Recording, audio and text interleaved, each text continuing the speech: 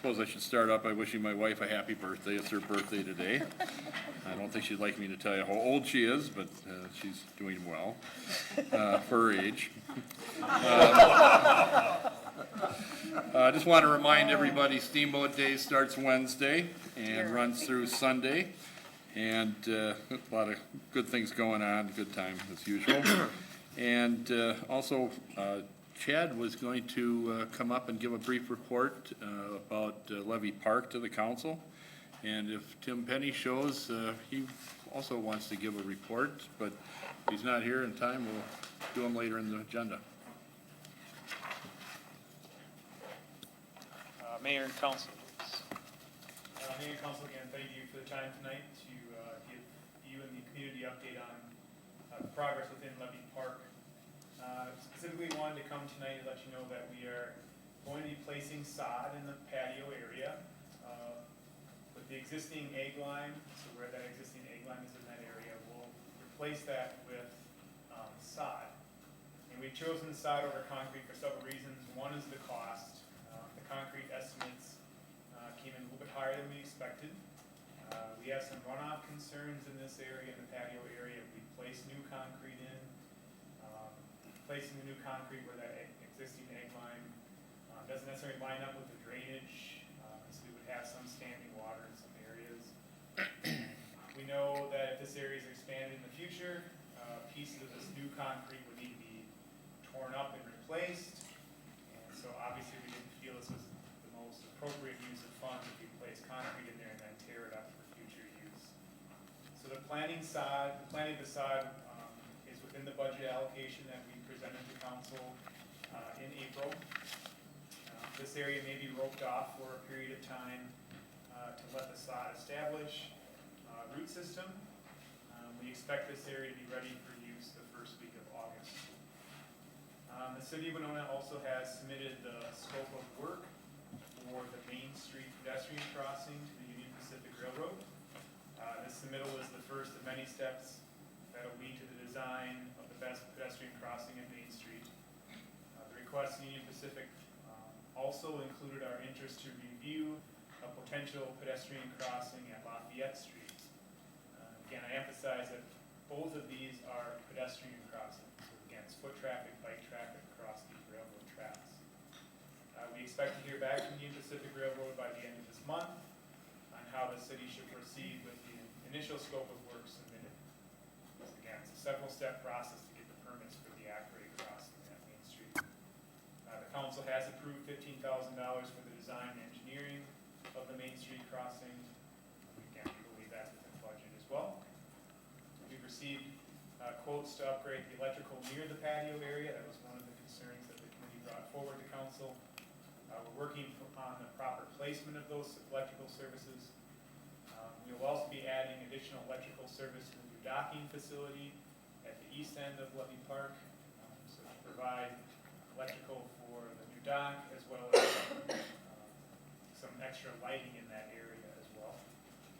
And then we've had continued conversations with the Boathouse Cafe and a local manufacturer about movable seating in this patio area. So we plan to have new furniture in this area when the sod work is complete. So again, I know that we want to give periodic updates. The mayor requested that we give periodic updates to the community, and I'll let Frank Pomeroy, the chair of the Park Committee, is also doing updates to the committee as well. So again, thanks for your time. Thank you, John. City manager? No comments. Okay. Roll call? Mayor Peterson. Here. Councilman Thurley. Here. Craig. Alexander. Here. Iden. Here. Wojciechowski. Here. Double. Here. And on the agenda, we have a few changes. We will start with item 2.1, the public hearing.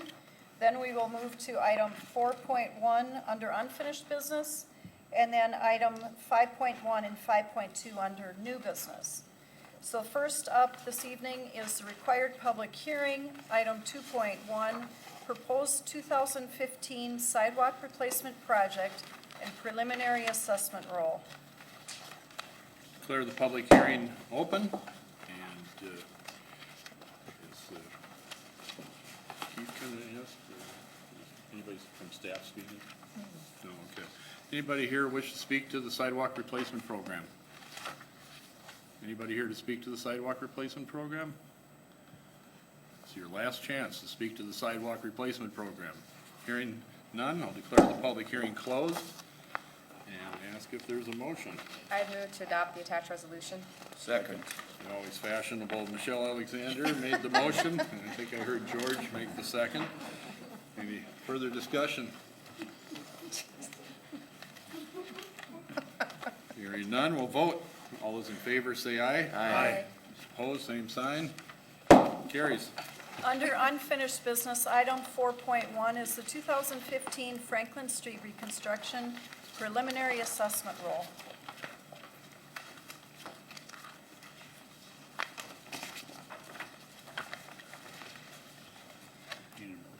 We need a motion for this. Second. Yes.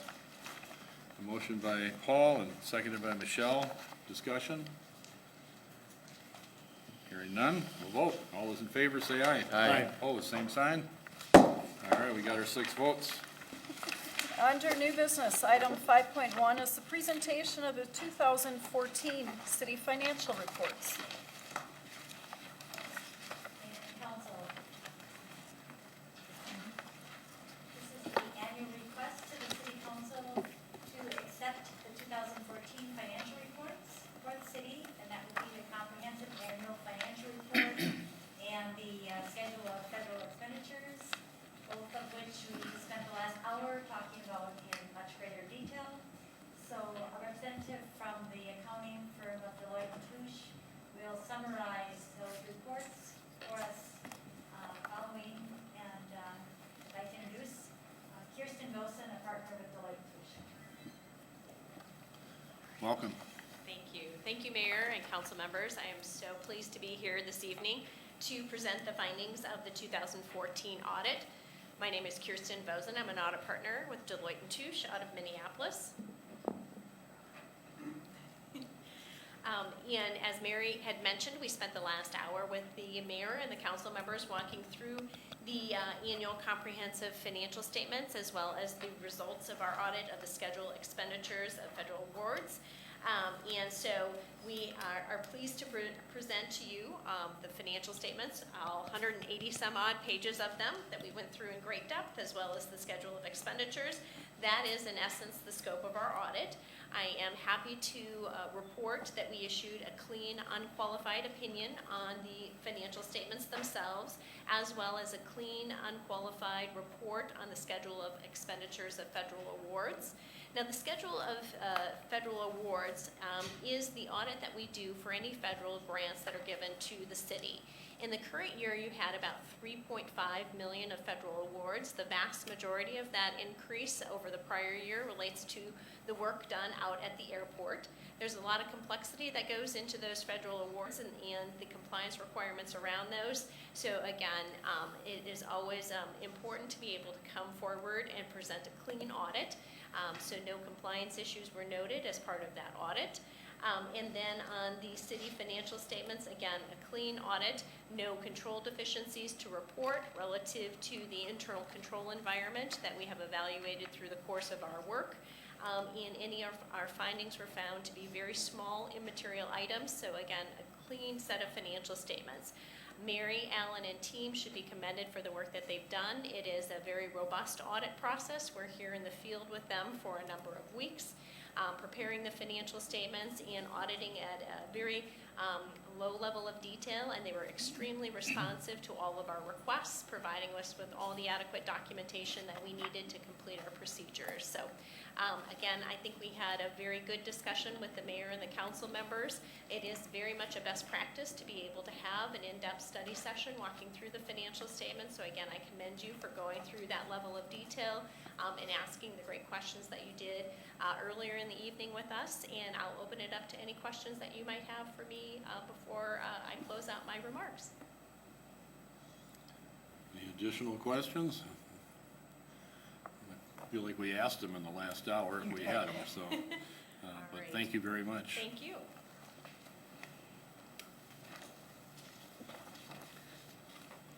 We need a motion to accept. Oh, we need a motion? I'd move to accept the. I'd second that. Okay, motion by Michelle, seconded by Pam. No further questions. We'll vote. All those in favor say aye. Aye. Opposed, same sign. Carries. Item 5.2 is the presentation of the award for financial reporting. Well, once again, we're pleased to announce that we have an important award given to the city. It's the Government Finance Officers Association Certificate of Achievement for Excellence in Financial Reporting, and it's presented to the city of Winona for its comprehensive annual financial report for the fiscal year ended December 31, 2013. And this is no small achievement. This is another very important award given to the city year after year, and we're very pleased to receive it and to honor our employees and all the staff who work so hard to make sure that we get the good bond ratings and the good clean audit reports that we get. So thank you. Mary, I'd like to present this to you and to your staff.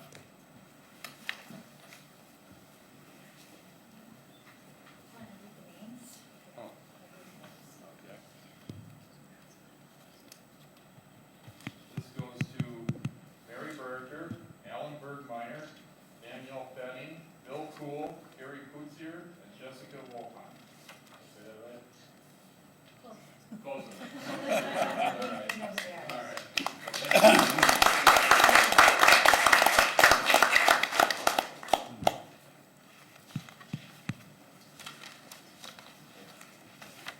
Then we move on to the petitions, requests, and communications. Item 3.1, the liquor license renewals for 2015. This would be for licenses effective July 1st of 2015 through June 30th. And it is for on-sale intoxicating liquor, the Sunday on-sale, and also the 3/2 on-sale and off-sale. Move to approve the issuance of all the licenses. I would second that. Motion by George, seconded by Pam. Any discussion? Al? Just a comment, I noted on our agenda item that all the applicants are current on their city utility bills, and I think if that's not the first time, it's one of the several times that's happened, and I appreciate all those license holders who have made things current for the city. Okay, thank you. We'll vote. All those in favor say aye. Aye. Opposed, same sign. Carries. Item 3.2 is an application for an off-sale 3/2 malt liquor license for the Shopko store. I would move to approve the issuance of the license. Second. Motion by Al, seconded by Michelle. Any discussion? Hearing none, we'll vote. All those in favor say aye. Aye. Opposed, same sign. Carries. Item 3.3 is a request to close West King Street for the King Street Block Party on Saturday, July 18th. Move to approve that request. Second that. Motion by Michelle, seconded by Pam. Discussion, questions? Hearing none, we'll vote. All those in favor say aye. Aye. Opposed, same sign. Carries. Item 3.4 is a request to close Edgewood Road for a neighborhood picnic on Thursday, June 25th. Move to approve the request. Second. Motion by Al, seconded by Michelle. Any discussion? I'd say I'm always pleased to see all the neighborhood parties that take place in this community. I think it's a really great sign of an involved neighborhood to put on one of these parties, and I'm glad to see it. I do get invited to a couple of them, so I have fun. Hey, George? And I understand that Councilman Thurley will be serving his special recipe chili. So that's a secret, so Well, don't. I haven't been asked, but if I am, I surely will. All right, well, that's good. Very good. All those in favor say aye. Aye. Opposed, same sign. Carries. Item 3.5 is a request to close a portion of Lake Park Drive for a car show, June 27th. So moved. Second. Motion by Paul, seconded by Michelle. Any discussion? Just a Al? comment, this is also the weekend, I believe, when the car show will be happening in downtown Winona. And these are Graham automobiles, apparently, according to the information we have. And I, for one, am looking forward to not only the car show, but also to see these very, very unique vehicles as well. A lot going on that Thank them weekend. for bringing them to Winona. We'll vote. All those in favor say aye. Aye. Opposed, same sign. Carries. Item 3.6 is a request from the Main Street Program for their Sweet Stroll downtown, Thursday, July 16th. Move to approve that request. Second. Motion by Michelle, seconded by George. I'll just add that the Historical Society will be serving cake for celebrating the centennial of our Armory building and the 80th anniversary of our Historical Society and the 5th anniversary of our new addition already, so stop in for cake. We'll vote. All those in favor say aye. Aye. Opposed, same sign. Carries. Item 3.7 is the sign and banner schedule for the second half of the year. Move to approve that request. I'd second that. Motion by Michelle, seconded by Pam. Any discussion? Hearing none, we'll vote. All those in favor say aye. Aye. Opposed, same sign. Carries. Item 3.8 is a license agreement for the community artisan market by Susan Gallion. And is she here? You want to come to the podium if they have questions? I'd move to approve the request. Second. Motion by Michelle, seconded by George. Would you like to say a few words about it?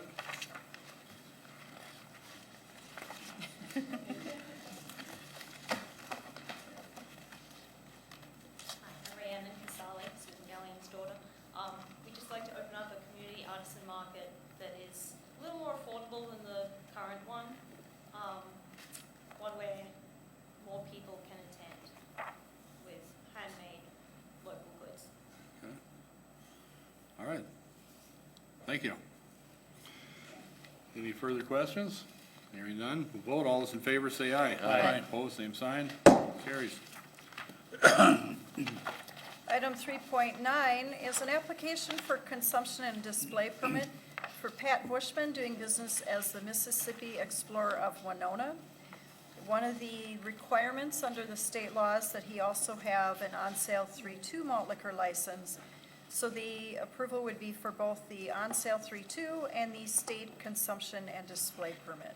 Move to approve that request. Second. Motion by Michelle, seconded by George. Any discussion? Hearing none, we'll vote. All those in favor say aye. Aye. Opposed, same sign. Carries. Under unfinished business, item 4.2 is to award the contract to purchase a used motor grader from RDO Equipment for the price of $146,000. So moved. Motion by Paul, Second. seconded by George. Questions? Hearing none, we'll vote. All those in favor say aye. Aye. Opposed, same sign. Carries. Under new business, item 5.3 is the MPCA grant for the rain garden demonstration project.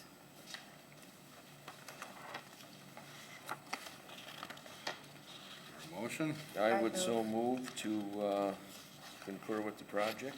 I would second that. motion by George, seconded by Pam. Any discussion? Great project. We'll vote. All those in favor say aye. Aye. Opposed, same sign. Carries. Item 5.4 is the lift station number 7 rehabilitation. I would move to approve the attached resolution. Second. Motion by George, seconded by Paul. Any questions, George? Yeah, Keith can just give us an update on this here. When it will be starting and when it will be ending and everything in between. Everything in between. Mayor and council, this is, as mentioned earlier, this is one of the two primary lift stations. This is at the corner of Mankato and Sarnia, and it is probably our most active lift station that we have. It is overhauling or replacing a couple of the pumps, installing a couple of the pumps, overhauling the electrical system, replacing the standby generator, switches, the ventilation system, the surface outside. The stairway inside is in horrible condition and is being replaced. And then there's some deterioration on the interior wet well, which is being replaced in the bottom as well. This would be, what we say that's going to end up, come back to the council on July 20th and supposed to be completed in July of 2016. So we'd be starting probably in August and then finishing up next year. It's a huge project. You see a lot of work outside because we have to bypass the lift station. We'll be installing a couple of pumps on the outside, a line which will go into the force main system, which goes directly out to the wastewater plant. We'll fence that whole area off. And then when it's done, we will come back with some minor landscaping just to kind of soften the area a little bit. No gardens, just some trees and sorry, and bushes and things like that. Questions for Okay, George? Yeah, I know a main concern out there, people are asking, is the bike path gonna be closed, or any of that going to be blocked off? No, the bike path will not be closed, except for where it would normally cross Sarnia. That Okay. can't go that direction, but the normal path around the lake will still be open.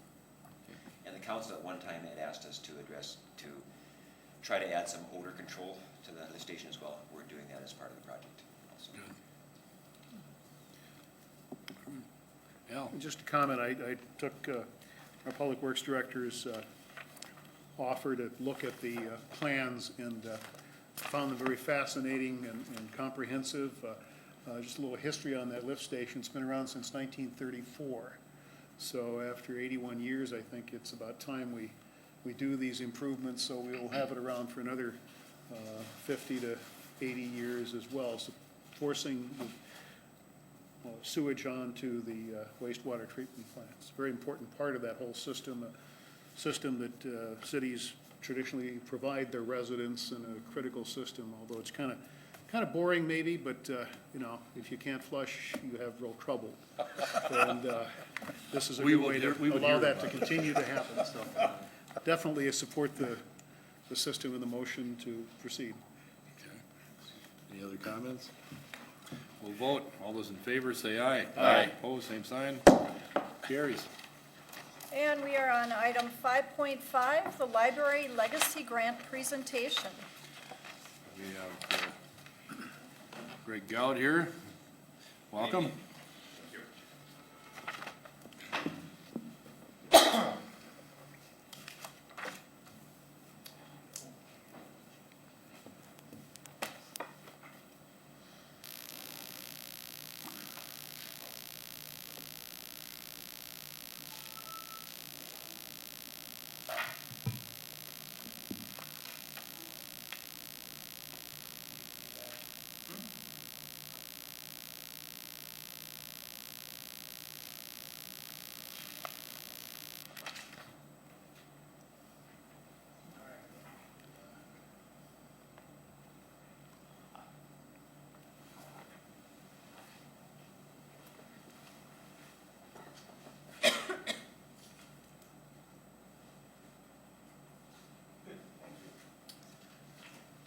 Mayor and council, before Mr. Gout starts his presentation, just wanted to give you just a little background on the presentation tonight.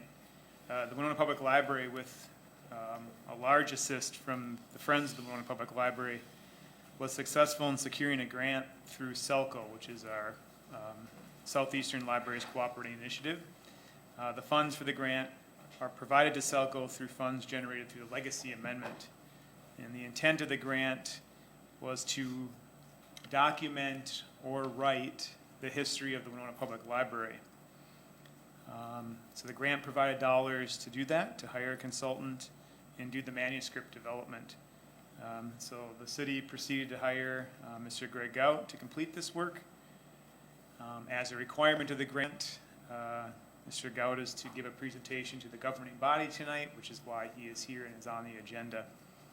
I do want to note just two other things real quick. We do have a handout of, Greg has provided the draft table of contents for the manuscript, so I'll pass that around to you. And then just one other announcement to make. The Friends of the Winona Public Library,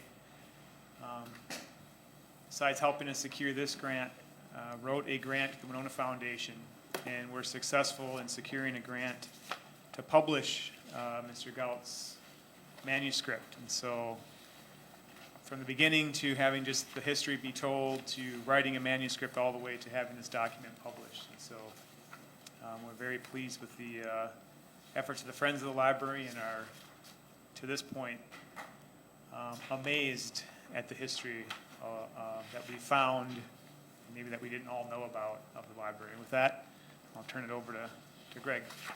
Thanks, Chad. Mayor and Council, I'm very happy to be here, and I was really very pleased to be asked to do this.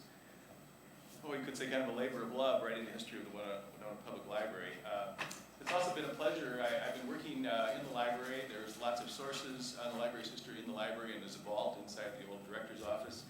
And so I've been working there for several months and enjoying the hospitality of Chad and also of the library staff. And they've been really welcoming and helpful respect, and it's been really a pleasure being over there. It also gives me a chance to see the library kind of operating on a day-to-day basis. And I also want to thank the Friends of the Library, who are eventually will be essentially the publisher of this book. This is a work in progress, and fear not, I'm not going to relate the history of the Winona Public Library to you right now. I'm just going to say a few highlights, but I've given you my draft version of the table of contents, just to give you kind of a sense of the scope and kind of the overview of the big picture of the story of the Winona Public Library, which is a remarkable story, or you could say many remarkable stories, which I will hope to tell when the book is written. So I've done these, basically this chapter breakdown, a little synopsis of each chapter to kind of give you a sense of that big picture. When you look at the history of the Winona Public Library, or really any library in this part of the world, it's very much connected to bigger things that were going on across the United States. And so almost all of the towns around here originally had what were called subscription libraries, which meant that you had to pay for them. You had to buy a subscription to get books out of the library. And Winona had one of those going right back almost to day one in the mid-50s. But as people started to settle here and the towns got bigger, it was the same time that what's called the public library movement was spreading across the United States. The public library movement was basically a campaign to try to get states and cities to set up free tax-supported libraries instead of subscription libraries. Subscription libraries were basically very small, and they were essentially for middle-class people. You had to buy a subscription. It was only $2 a year in Winona, but it was really out of the reach of most people. There was never more than 300 subscribers to the subscription library in Winona before 1886, when finally this body, the Winona City Council, passed the library ordinance and created the Winona Free Public Library. And you'll notice over the main entrance of our library, it does say Winona Free Public Library. We don't usually say Free Public Library anymore. We usually just say Winona Public Library. But usually these libraries were called Winona or were called Free Public Libraries at the time to distinguish them from what had preceded them, which were not free, libraries that you had to pay for. So they wanted to get free up in the title to say, this is a whole new thing. And it was a whole new thing. And so we had from 1886 the Winona Free Public Library. However, its digs were not too cool. So this was the building of the subscription library that the Winona Free Public Library inherited in 1886. It was an old school building, frame building. Obviously, it wasn't in very good shape. They complained about the heat and the cold, and the librarians were afraid to get too many books on the second floor because they were afraid it was going to collapse. This library, by the way, was right here, right where we're standing. It was at 4th and Lafayette. And eventually that building came down and this building went up. So that was the library, and the new Free Public Library in 1886 inherited this, and they obviously wanted a better situation. Partially because as soon as the library became free, it grew dramatically. So I said the subscription library never had more than 300 subscribers.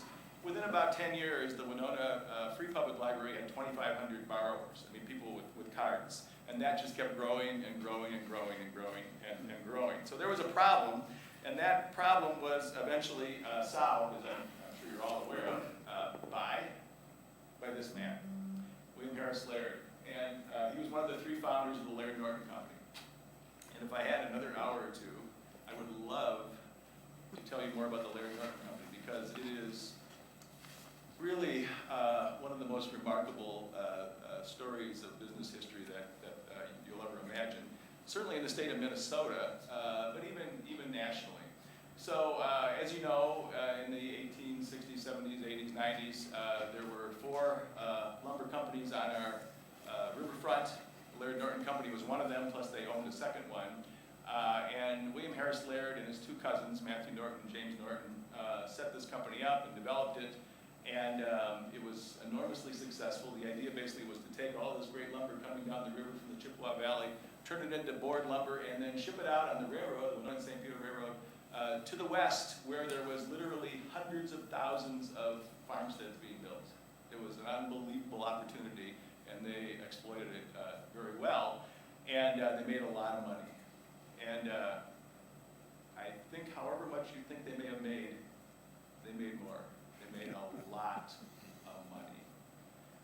And so, even on the East Coast, newspapers put out these things about the richest people in the United States. They were on the list. They were really millionaires. And in 1890, if you were a millionaire, you were rich. Not like today. So they made a lot of money. And so William Harris Laird decided he would solve this problem and provide to the Winona Free Public Library a building.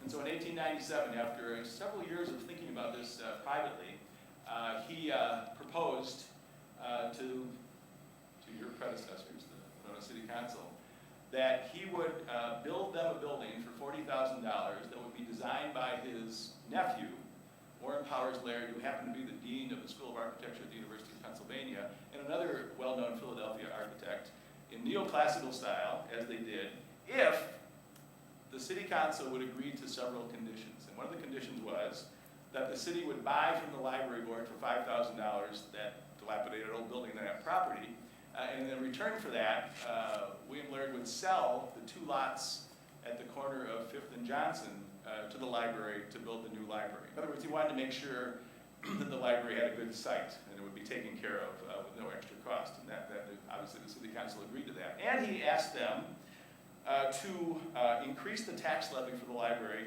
from 3/8 mil to 1 mil on the dollar of assessed valuation for 10 years, and then never let it go below a half a mil to the dollar forever after that, in order to ensure the suitable support for the library under whatever changing conditions there might be in the future. So the council enthusiastically accepted, and they gave thanks to William Harris Laird and to God, I think, and the library opened in 1899, and it was quite the place.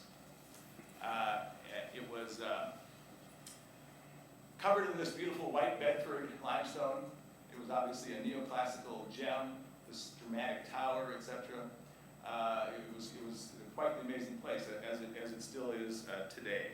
So I just want to say a few things about this thing that happened at this time, because it is quite remarkable.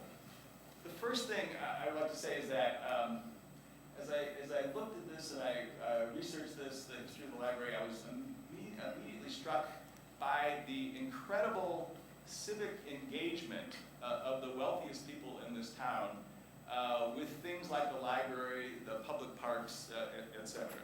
So the Laird Norton people, that is to say William Harris Laird and Matthew Norton, James Norton, were big donors not only to the library but also to the hospital, to the parks. Matthew Norton and William Harris Laird are largely responsible for the expansion of Lake Park by giving money to buy up land to make Lake Park to expand it. They were kind of doing in town what John Latch was doing outside of town. And what they were concerned about most of all was to build public institutions, public sphere, parks, the library, et cetera, et cetera. But it wasn't just giving money. And this is what really actually amazed me even more. Because I knew they had money and they were giving it away. But it was more than that. They were also very heavily involved on a day-to-day, week-to-week, month-to-month basis in running these institutions. And so let me just give you one example. I mean, there's a lot of details I could use. Let me just do one thing. In 1886, when the Winona Free Public Library was founded by City Council, the mayor had to appoint a new library board. Here's who he appointed to the first library board. The first person was Fred Bell, and I'm going to put Fred Bell up here because he's the most important one in a way. He was William Harris Laird's son-in-law, and later became the president of the Laird Norton Company. He's kind of the second generation of leadership of the Laird Norton Company. So he was basically a big lumber executive. But also on that first board was Matthew Norton himself. And also on that board was a man named William Mitchell. Does that ring a bell with anybody? Yep. William Mitchell, at that time, was a sitting Associate Justice of the Minnesota Supreme Court, but still lived in Winona and cared very much about what was happening in Winona, even to the extent of sitting on the library board and deciding whether, say, Jones and Kroger was going to be paid $20 this month out of, in their bill. This is what was going on. A guy named E.A. Gertson, who was a probate attorney and had been clerk of court for 20 years, was also on that board. William Allen, who was the municipal judge, was on that board. And then there was also 3 women. One of them was Mrs. Marsfield, who was the wife of a leading grain merchant, I found out. Mrs. Thomas Wilson, the wife of a very important politician. Mrs. Magagi, who was the wife of a doctor, and then there was one woman who was not married, and her name was Charlotte Prentice. And she was heavily involved in the library from her early 20s until her death. We'll come back to that in just a second. So this gives you a sense of the way the rich and powerful people in this country, in this city, were very civically engaged in something like the library. So that's point one. Point two is the size of this gift.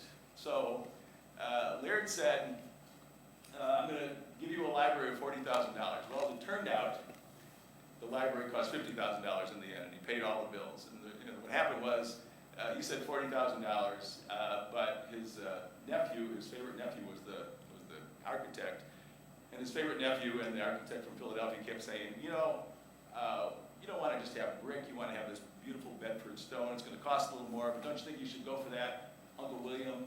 And Uncle William would say, well, I guess so eventually. And we'd like to have this big, impressive dome. How about that? Well, that's really expensive. Well, but you really want a building that really makes a statement about enlightenment and learning. So finally, he went along with all of that, so he paid $50,000, even though he originally said only $40,000.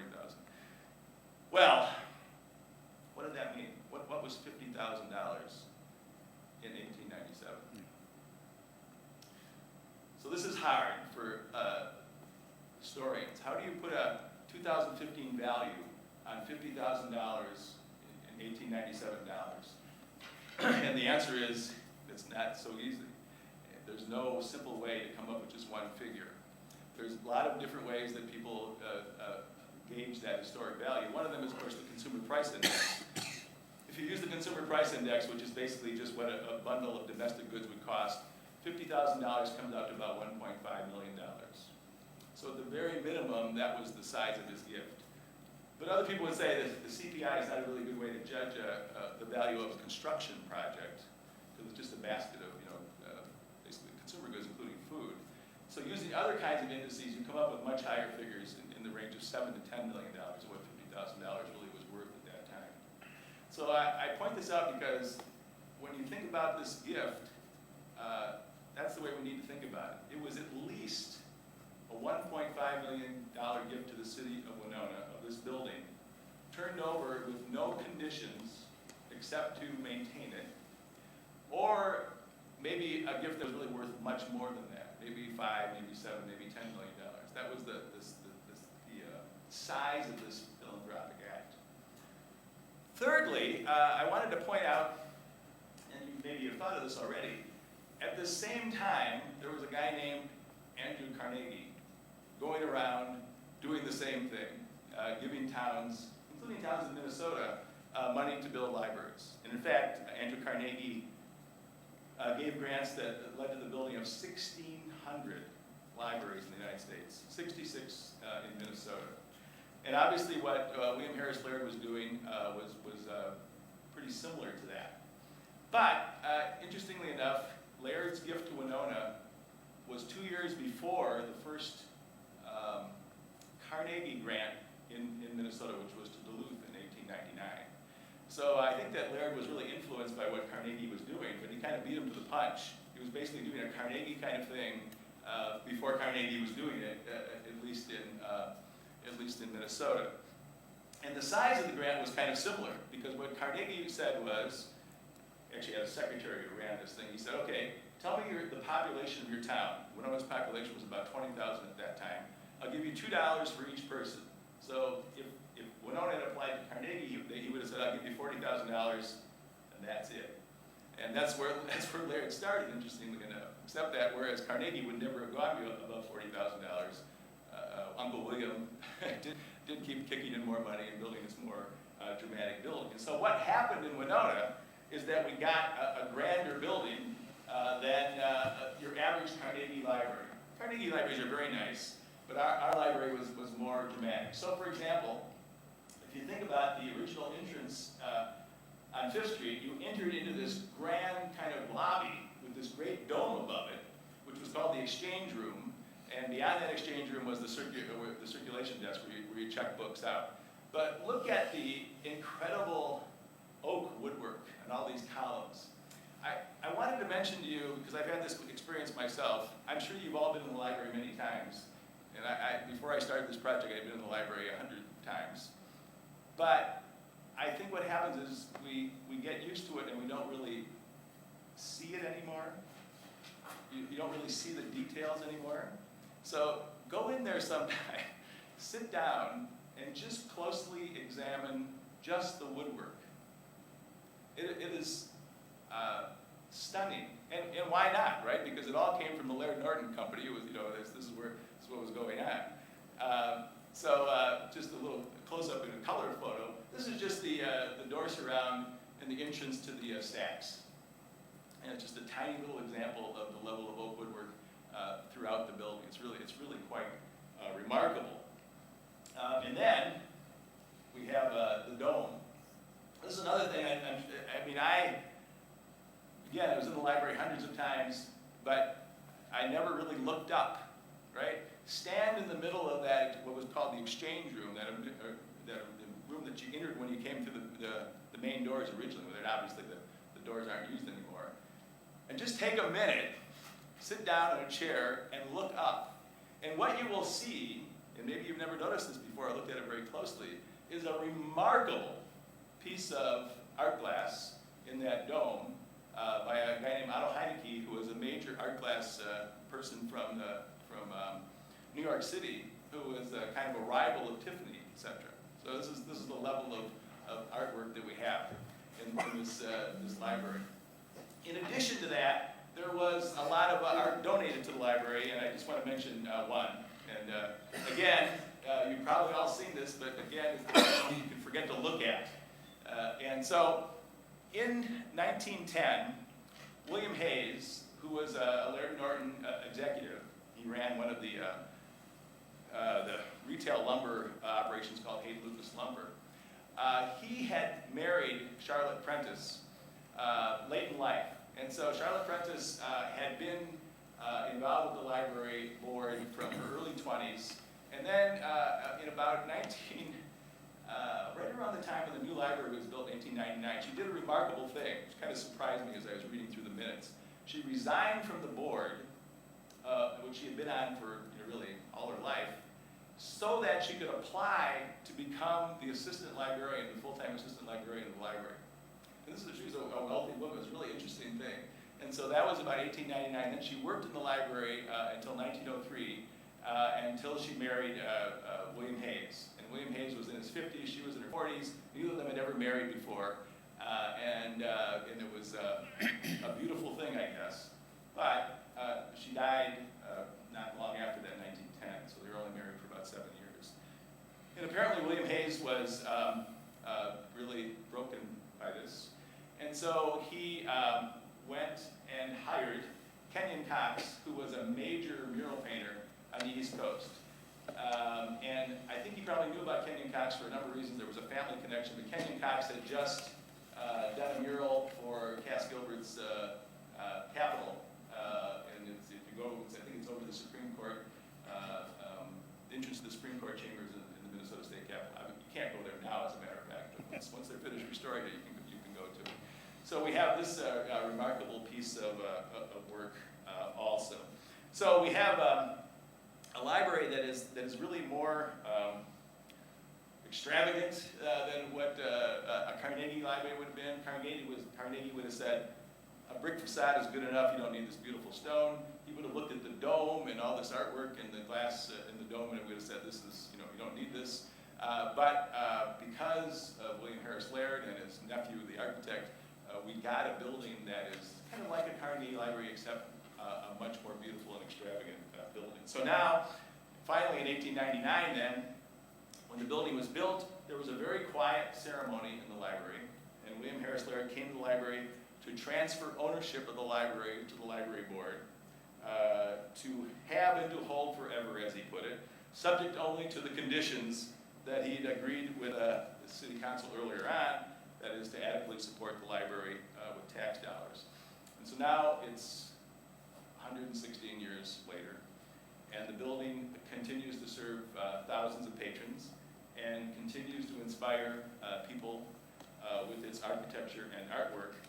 And I look forward to also meeting the desire many people have to learn more about its history and also about the history of the people who created it and sustained it.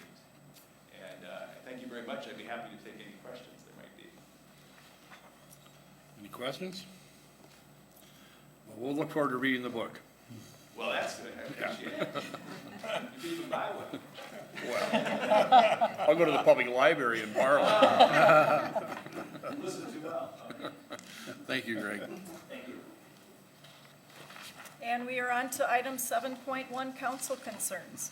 We'll start with Mr. Thurley. It looks very lonely way over there.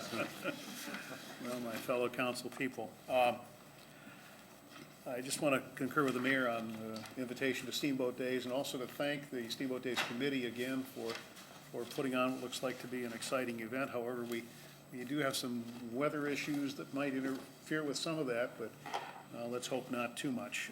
And then also, speaking of old organizations, our Winona Municipal Band continues with its centennial celebration. They're, according to the list we had at a past council meeting, this Wednesday it'll be the era from 1925 to 1935, celebrated at the band concert. And it says here pre-concert treats will be provided by Blado's Bakery, the Arts Partners Theater du Mississippi, and the sponsor is Winona National Bank. So congratulations to the band as well to continue that centennial celebration and their sponsors and supporters. And hopefully the weather will hold off with that, even if it does not. They also have a rain site at Winona State University. So congratulations to the band on their centennial, and look forward to the concert this Wednesday. Thank you. Thank you, Al. Paul? We had an event at Sinclair Park on Broadway. I drove around it trying to find some signage on it. I did find that it has a rather dismal sign on it, and would hope that we would put in the budget a decent sign that might give a little history of the park, and so people can identify with it. Having been here for 47 plus years, I did not know where it was until I looked it up on a map. And I think it is a beautiful park. It's well maintained, and we just need to take some pride in it. Okay, thank you. Pam? Nothing tonight, thank you. And George? Okay, thank you. Greg, very good report. I even learned a lot about the library tonight, so it was a well-constructed building as well, too, as you pointed out. Judy, when next time you're in your staff meetings, if you could just remind the staff that when residents call them and ask that they return their call, that they do return the call to the residents. I think it's the proper thing to do. Some do not return calls, and just mention to them that the calls should be returned to the residents. So thank you on that. To the Steamboat Days Committee, again, an early thank you. I know a lot of the members personally, and they leave their families behind during this time of year. They put in a lot of time commitments preparing it, working it, dismantling it. I know I work with a couple of individuals that are very well involved in it. They take vacation from work. You know, they're off all week to work with the Steamboat festivities, and I think that's a real honor and a big dedication and commitment to that festival, and I wish them all very, very well and thank them. Keith, on Janet Marie Lane, this comes up about every year. There's that ravine there, or drainage ditch, whatever. I know I had a call today that the weeds are growing in there again. They're beginning to grow in the grates of it. If you just take a look at that and have someone kind of tend to that. Then also, I think maybe we should notify the railroad again too. I know their properties are being well overgrown again, just to let them know that they are required to cut their properties. And in just closing, I would just like to simply offer heartfelt condolences to the family of Audrey Saraki. Audrey, who served our city and county as county treasurer for over 42 years. So Audrey, who passed away here a week and a half ago. So condolences to her entire family and for her years of service. Thank you. Thank you. Under the consent agenda, there are 4 items. Approval of the minutes from June 1st, the final adoption of an ordinance to rezone the Timbers Restaurant property, final adoption of an ordinance to amend the school parking times by St. Martin's School, and an ordinance to amend the liquor chapter. Move to approve the consent agenda. Second that. Motion by Al, seconded by Pam. We'll vote. All those in favor say aye. Aye. Opposed, same sign. Carries. I move we adjourn. Motion, is there a second? Second. Motion is second. All those in favor of adjourning, say aye. Aye. We're adjourned. Kinda scared there for a moment. Left them hanging there.